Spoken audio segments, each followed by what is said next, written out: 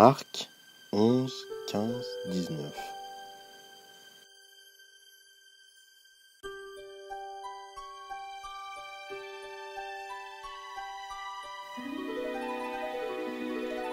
Ils arrivent à Jérusalem. Entrant dans le temple, Jésus se mit à chasser ceux qui vendaient et achetaient dans le temple. Il renversa les tables des changeurs et les sièges des marchands de colombes. Et il ne laissait personne traverser le temple en portant quoi que ce soit. Et il les enseignait et leur disait, « N'est-il pas écrit, ma maison sera appelée maison de prière pour toutes les nations. Mais vous, vous en avez fait une caverne de bandits. » Les grands prêtres et les scribes l'apprirent, et ils cherchaient comment ils le feraient périr, car ils le redoutaient, parce que la foule était frappée de son enseignement. Le soir venu, Jésus et ses disciples sortirent de la ville.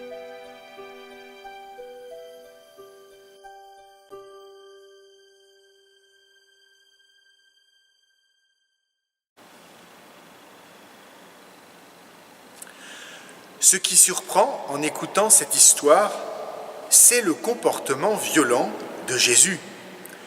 En chassant ainsi les vendeurs et en renversant leurs tables, Jésus se comporte comme un manifestant commettant une incivilité sur la voie publique. Il perd la dignité irénique qu'on espérerait d'un envoyé de Dieu.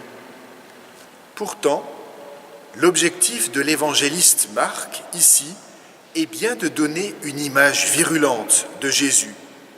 Lorsqu'il y a trop plein d'injustice, Jésus proteste. Il proteste vigoureusement, comme tout un chacun, avec les faibles moyens qui sont les siens. Et soulignons que sa violence n'est pas dominante, gratuite, anonyme comme celle des puissants de ce monde. Dans son acte protestataire, Jésus prend des risques. Il s'affiche en opposition vis-à-vis du pouvoir ultra-violent de son époque. Et plusieurs cherchent alors un moyen de le faire disparaître. Si Jésus réagit ainsi, c'est qu'il a un message important à faire passer aux siens. Il veut rappeler que ce qui est central dans la vie de foi, c'est d'abord le dialogue intime, simple, authentique du croyant avec son Dieu.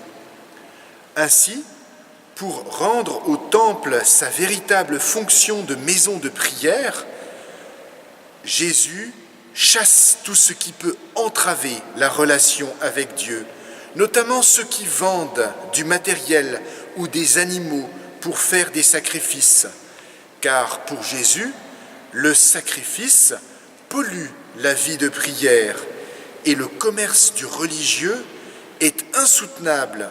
Non seulement il est injuste financièrement, mais en plus, il véhicule une fausse image de Dieu, celle d'un Dieu juge, d'un Dieu impitoyable, comptabilisant les fautes que le croyant pourrait financièrement racheter en fonction de la quantité d'argent qu'il verserait aux marchands. Or, pour Jésus, Dieu n'a rien à voir avec cela.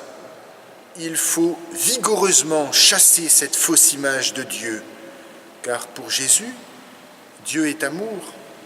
Il établit gratuitement une relation avec nous. Il tisse gratuitement des liens avec nous, même si parfois nous nous éloignons de lui.